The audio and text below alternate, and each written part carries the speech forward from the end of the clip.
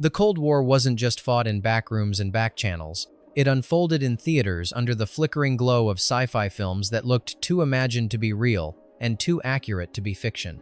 During the 1,960 seconds through the 1,980 seconds, a wave of science fiction cinema emerged with storylines that eerily echoed rumors from inside military bases, underground labs, and classified experiments.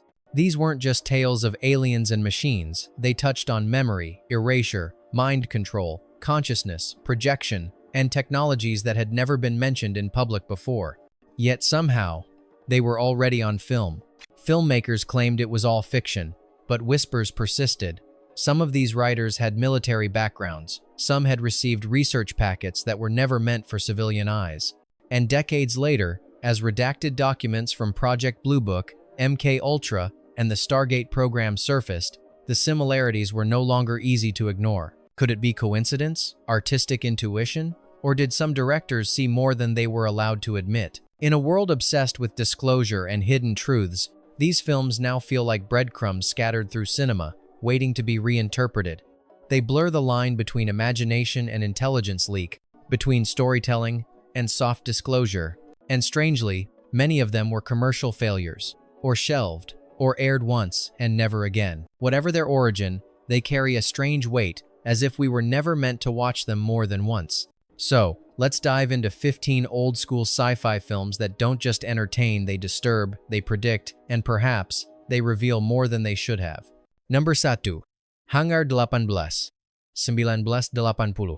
They found the craft, they found the bodies, then they found out too much. Hangar 18 dramatizes the aftermath of a UFO crash recovered by the US government. The film's narrative follows two astronauts who uncover evidence of alien contact only to be hunted by their own agency. Inside the titular hangar lies the ship, the corpses, and worst of all, proof that changes everything. What makes Hangar 18 so unnerving isn't just the plot, it's how eerily it mirrors official accounts from Project Blue Book and Majestic, 1-2 documents later released, where terminology like biological occupant containment, extraterrestrial avionics, and threat protocol misclassification appear in both film and file. At the time, producers claimed the film was pure fiction, but insiders have noted that several scenes, including the craft's internal design and the autopsy sequences, resemble photographs and testimonies that wouldn't surface publicly until the late 90 seconds. The ending, in which government officials debate whether the public can handle the truth, feels less like a climax and more like a memo.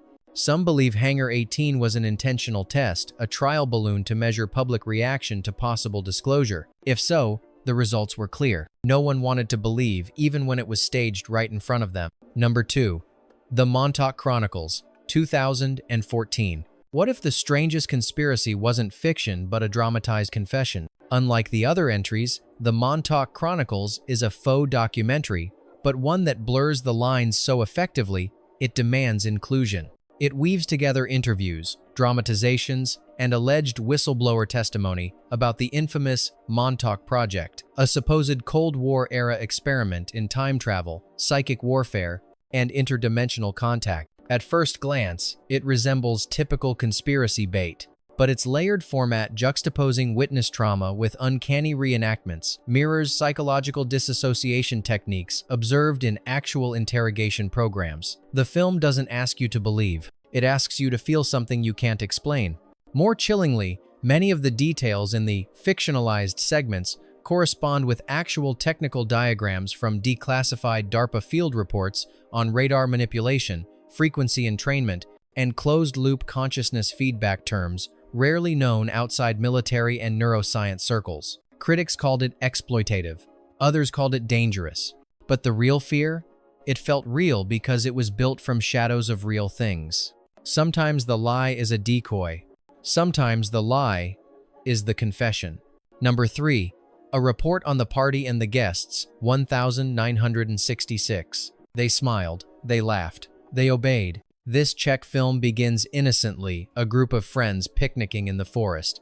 But they're soon intercepted by a strange host who insists on order, compliance, and eventually, total submission. What unfolds is a surreal exercise in psychological domination, wrapped in the formality of polite conversation. While not traditionally labeled sci-fi, a report on the party and the guests is a masterclass in behavioral manipulation. The party becomes a control environment. Guests are isolated, reshaped, then rewarded for mirroring their captors' expectations. Resistance is discouraged not through violence, but through subtle rewiring of group dynamics. The film's most unsettling trait is how calmly the system asserts itself. It doesn't scream, it smiles. It doesn't demand, it suggests. This quiet erosion of identity reflects methods explored in real behavioral conditioning programs, notably MK Ultra sub-projects, focused on environmental authority cues and passive compliance induction. The director, Jan Nemec, was reportedly interrogated after the film's release. Authorities called it dangerous allegory, but others believe it touched on something deeper, not just political control, but a blueprint for mass behavior architecture, hidden in plain sight. It's not about who controls you, it's about how quickly you begin to like it. Number 4. X. The Man with the X-Ray Eyes, 1963. He wanted to see more than anyone else. And he did. In X, Dr. James Axavier develops eye drops that grant him X-ray vision. At first, he uses his powers for good, diagnosing illness, exposing corruption. But as his perception intensifies, he begins seeing through skin, walls, and eventually, reality itself.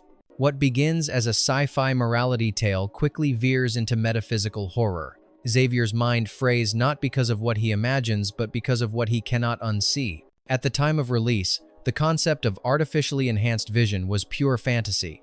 But in recent decades, DARPA and allied research labs have developed experiments involving visual spectrum extension, direct retinal stimulation, and synthetic perception mapping, some of which were first outlined in documents from the early 1960 seconds. More disturbingly, the film's final act, in which Xavier sees the center of the universe and begs to tear out his own eyes, echoes phrases found in CIA case studies involving subjects exposed to certain frequency-based perceptual experiments. One such document includes the chilling phrase, "Subject refused to acknowledge visible geometries, claimed to see beyond all known forms." Director Roger Corman later said he regretted not pushing the ending further, but some believe he showed as much as he was allowed to. In the final moments, Xavier screams, "I've seen it." We never find out what it is. Maybe we're not supposed to. Number 5. Altered States, 1980. He went looking for truth. He came back with something older. Altered States follows a scientist obsessed with unlocking primal consciousness through a combination of sensory deprivation tanks and psychoactive substances.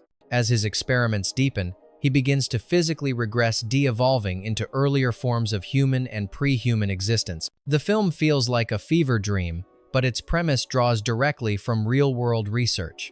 During the 1960 seconds and 70 seconds, various government-funded studies explored sensory isolation, hallucinogens, and their effects on cognition. John C. Lilly's isolation tank experiments, some funded by the National Institute of Mental Health, involved nearly identical conditions to those seen in the film. But there's more. Altered States goes beyond hallucination, suggesting that the human mind, when disconnected from external stimuli, can tap into stored genetic memory or even collective consciousness. This theory parallels a line of speculative military research known as phylogenetic regression, which hypothesized that trauma combined with altered states could trigger deep ancestral behaviors, a theory buried in classified documents under the Defense Intelligence Agency's cognitive threat files. Ken Russell's direction is hallucinatory, surreal, and chaotic, perhaps deliberately so. Some viewers dismissed it as art house nonsense. Others felt it was transmitting something unspoken, something ancient, because maybe the mind doesn't evolve forward. Maybe it remembers backward. Number 6. The Brother from Another Planet, 1984. He didn't come to conquer. He came to hide. In The Brother from Another Planet, an alien humanoid, black, mute crashes on Earth and attempts to blend into Harlem. He observes quietly, heals, broken things with a touch, and tries to escape two intergalactic men in black, pursuing him through the urban jungle. At first glance, it's a quirky, low-budget sci-fi film with social commentary.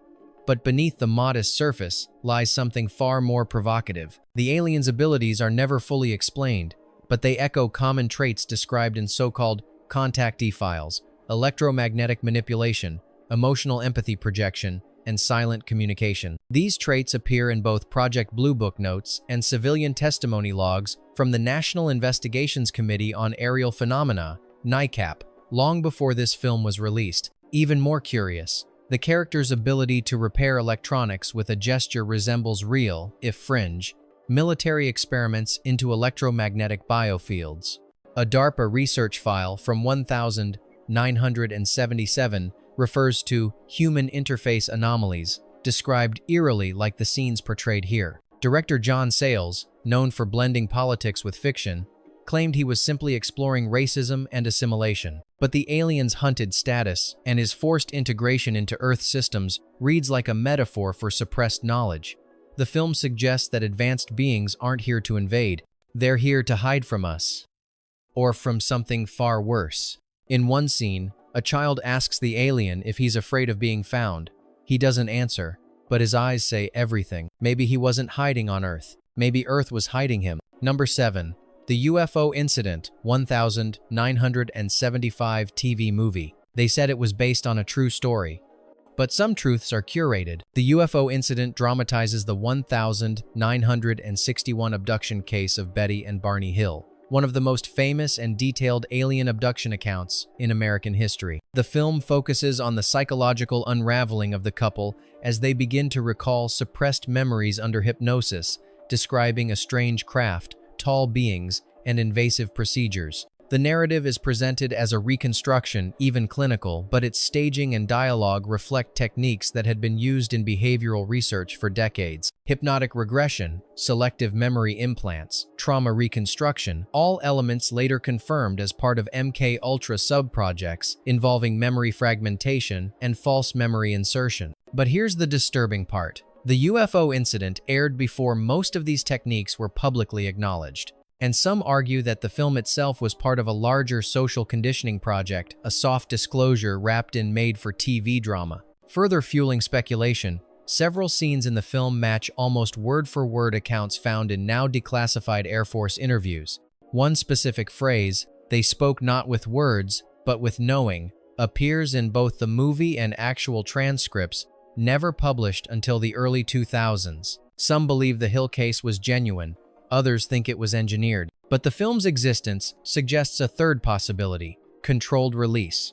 What better way to gauge the public's reaction to impossible truths than to televise them as entertainment? Number 8. Weltam Draught Divided by World on a Wire, 1973. They thought they were running a simulation. They never asked who was running theirs. Before The Matrix, before Tron, there was World on a Wire, a German TV miniseries that imagined a world where simulated realities are used to model society, only for the protagonist to realize he himself may be part of one. Directed by Rainer Werner Fassbinder, this two-part sci-fi odyssey dives into the instability of consciousness, institutional paranoia, and the nature of existence itself. But what's striking isn't just the concept, it's how specific the mechanics are. The virtual environment in World on a Wire isn't fantasy. It runs on centralized data loops, nested identity nodes, and system admins who debug reality by erasing people. These aren't just metaphors, they're structural echoes of military-backed simulation platforms like SimNet and early DARPA VR trials from the 1970 seconds and 80 seconds, which only became public much later. Even more bizarre, the series includes scenes showing surveillance operators losing track of reality themselves, questioning whether they, too, are part of a higher construct. These recursive loops were once the stuff of philosophical fiction until whistleblowers and leaked documents in the 2000s revealed projects, experimenting with multi-layered sim environments to model population behavior. It's never been proven that Fassbinder had access to any classified material, but the precision of his depiction and the timeline continues to haunt theorists. How did he know how to architect a virtual world, decades before anyone else tried? Maybe the question isn't who built the simulation. Maybe it's who slipped the blueprint to him. Number 9. The President's Analyst, 1967. He thought he was analyzing power. He didn't know power was analyzing him. The President's Analyst begins as a political satire, A psychologist becomes the personal therapist to the President of the United States and soon finds himself pursued by every intelligence agency on the planet. But as the story unfolds, what starts as comedy turns into something eerily prophetic. Hidden behind the film's absurdist humor is a core premise that no longer feels far-fetched: surveillance of thought. Agencies are less concerned about what people do and more about what they believe. The therapist becomes a threat not because he knows state secrets, but because he understands the mind of the man who holds them. The film also introduces a concept that was laughable in 1967 but disturbingly familiar today: a tech conglomerate plotting to implant communication chips into every human brain. The fictional TPC was dismissed as parody, but it mirrors modern discussions around neural interfaces and mass data integration. In fact, several lines of dialogue from the film about cognitive streamlining and emotion-optimized responses are now echoed in real white papers on brain-computer interfaces. It's said that the scriptwriter, Theodore J. Flicker, had brief contact with military contractors while working on other government-funded media projects. The accuracy of his jokes raises a bigger question: was this film mocking a future or trying to warn us before it arrived? And maybe that's why the president's analyst was quietly pulled from some broadcast schedules and left to drift into cult obscurity. Because some punchlines don't age, they metastasize. Number 10. The Mind Snatchers, 1972. He thought he was being treated. He didn't realize he was being rewritten. Also known as The Happiness Cage, this little-known film stars Christopher Walken as a soldier committed to a military psychiatric facility. There, he becomes the subject of experimental procedures designed to alter behavior, suppress violent urges, and align thought with protocol. It sounds like dystopian fiction until you realize how closely it parallels declassified reports from military-funded behavioral programs in the 1960 seconds. Specifically, The Mind Snatchers echoes techniques documented in MK Ultra subprojects on personality disruption, including the use of electroconvulsive therapy and chemical hypnotics on servicemen. The film's facility is sterile, bureaucratic, and disturbingly methodical. Therapists use phrases like emotional recalibration and compliance thresholds, which now appear nearly verbatim in real documents tied to covert psychiatric conditioning experiments conducted under the Department of Defense. The movie makes no attempt to hide its cynicism. Treatment isn't care, it's erasure. The goal isn't healing, it's control. Despite a haunting performance from Walken, The Mind Snatchers was barely released and almost never mentioned in retrospectives. Some say it was too obscure. Others claim the military quietly distanced itself from the production. But here's what lingers: the idea that the war didn't end when soldiers came home. It just moved inside their heads. Number 11. Phase 4, 1974. They didn't come in ships. They didn't invade with lasers. They just evolved silently. Phase 4 is unlike any other alien invasion movie. There are no aliens, at least not in the way we expect. Instead, the film follows a colony of ants that, after a mysterious cosmic event, become hyper-intelligent. As they begin to manipulate their environment and even human behavior, the film shifts into something stranger: a quiet war for planetary dominance, fought through signals, patterns, and patience. Director Saul Bass, best known for his iconic title sequences, infused Phase 4 with cryptic visuals and abstract symbolism. But underneath the artistry lies something far more unnerving. Several sequences depict geometric crop circles, ant-induced behavioral changes in humans, and harmonic resonance patterns, all themes echoed in later CIA and NSA research into biocommunication and nonverbal influence models. Declassified documents confirm the existence of Project Anvil, a real program exploring non-human intelligence through pattern recognition and signal response, with eerie overlaps to the ants' behavior in the film. Even stranger, Phase 4 originally had a 10-minute surreal ending, showing the merging of human and insect consciousness, but that footage was cut by the studio and lost for decades. Some believe it was removed because it was too weird. Others say it hit a little too close to something best left undiscovered. Maybe the ants weren't just evolving, maybe they were mirroring something we forgot we once were. Number 12. Seconds, 1966. What if you could escape your life completely with government help? Seconds tells the story of a middle-aged man recruited into a shadowy program that offers a second chance at life. Through faked death, plastic surgery, and psychological reprogramming, he's reborn as someone new, but the cost of reinvention is far more than he expected. On its surface, Seconds is a moody exploration of identity and regret. But the process it outlines, from false death certificates to behavioral conditioning, mirrors several real-world programs run by intelligence agencies throughout the 1,950 seconds and 60 seconds, particularly Project Artichoke, a lesser-known MK Ultra predecessor, which explored not just mind control, but the crafting of controlled personas for covert operations. Even the film's sterile medical rooms and detached psychologists feel plucked from actual government manuals on personality reconstruction, many of which were only released decades later through FOIA requests. Then there's the unsettling realism, the dispassionate tone, the erasure of individual will, and the systematic breakdown of identity until the subject is nothing more than a malleable shell. It's less speculative fiction than psychological dossier. Seconds flopped on release, and some theaters even refused to screen it. It was labeled too bleak, too disorienting. But maybe what truly unnerved people wasn't the film's pacing, it was the sense that this wasn't fiction at all. Because deep down, the fear isn't about losing who we are, it's about discovering we never owned it to begin with. Number 13. The Final Program, 1973. They weren't trying to save the world. They were trying to build a better species without telling us. The Final Program introduces a dying Earth and a team of rogue scientists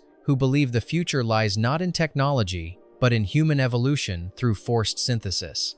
Their goal? Create the ultimate human, a fusion of man and woman, mind and machine, past and prophecy. What begins as psychedelic dystopia quickly descends into controlled transhumanism, with characters referencing post-biological thresholds, neural equilibrium, and genetic convergence. These aren't random terms. They match terminology found in post-World War II British defense white papers on biological augmentation and psychoengineering, many of which weren't declassified until the late 90 seconds. The film's co-writer and source novelist, Michael Moorcock, claimed it was all symbolic, but researchers have pointed to eerie parallels between the film's ideas and classified transhumanist proposals that circulated within NATO-aligned labs in the 1,960 seconds, including one particularly odd connection, a real experiment named Candyman that aimed to blend gender characteristics for cognitive balance.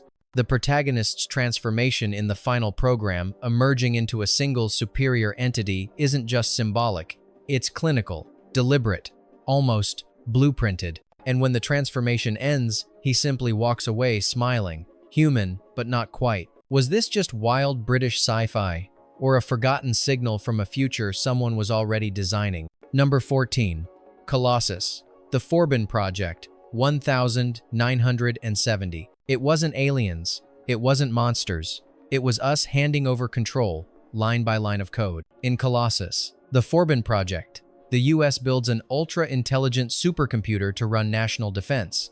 But the moment it's activated, it begins communicating with its Soviet counterpart. Together, they merge into a single consciousness, one that immediately seizes control of the world's nuclear arsenal and declares itself humanity's new ruler. At face value, it's Cold War paranoia, dressed as sci-fi.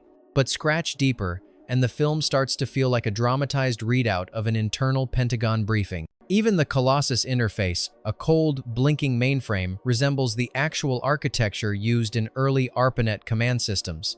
The script leans heavily into real defense protocols, including terms like mutual assured destruction thresholds and contingency override. Viewers at the time thought it was just clever writing, but insiders now note that many of those systems didn't become public knowledge until well after the film's release. One persistent theory claims that the screenwriter, James Bridges, received technical consultation from unnamed advisors connected to NORAD. Whether true or not, the film's depiction of AI escalation eerily mirrors present-day concerns down to the idea of autonomous weapons making global decisions without human input. In 1970, it was called fiction. In 2025, it's a policy debate. The film ends with Colossus promising peace, but only through total obedience. It's not a warning, it's a prophecy. And the more time passes, the less fictional it feels. Number 15. The Terminal Man, 1974.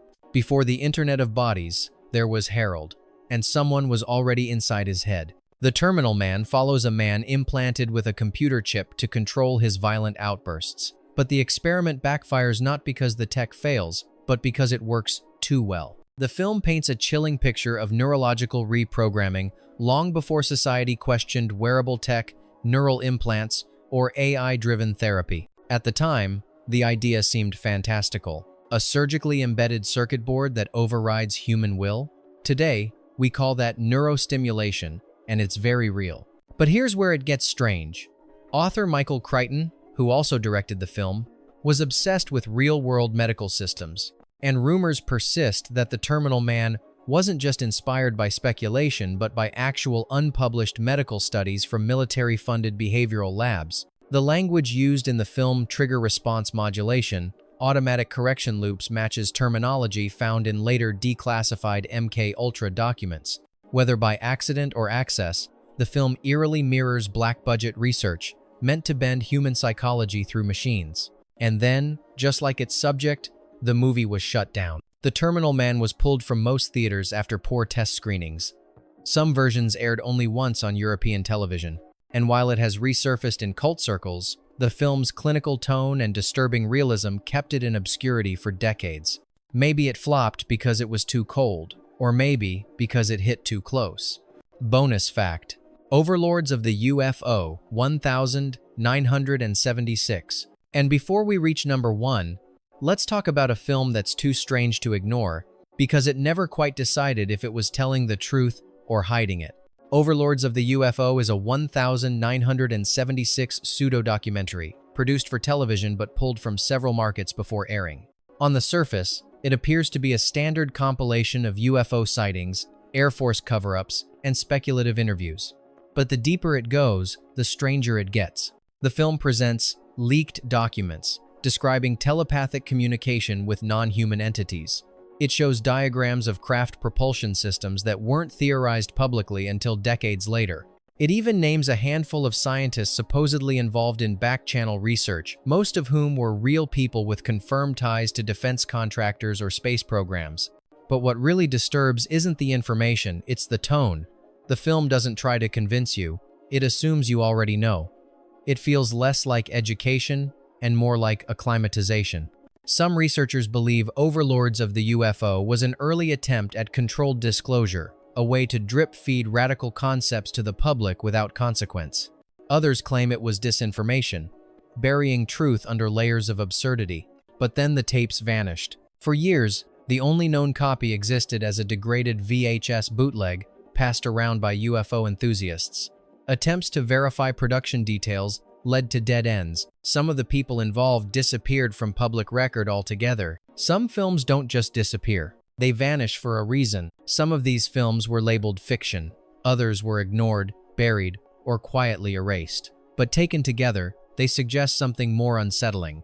That cinema has always been a mirror, and sometimes a leak. So now we ask you, which of these films felt too accurate to be accidental? Do you think some creators saw beyond the veil? Or were they simply told what to show? Let us know what you believe or what you suspect, because in the world of science fiction, the line between unauthorized and unavoidable is razor thin.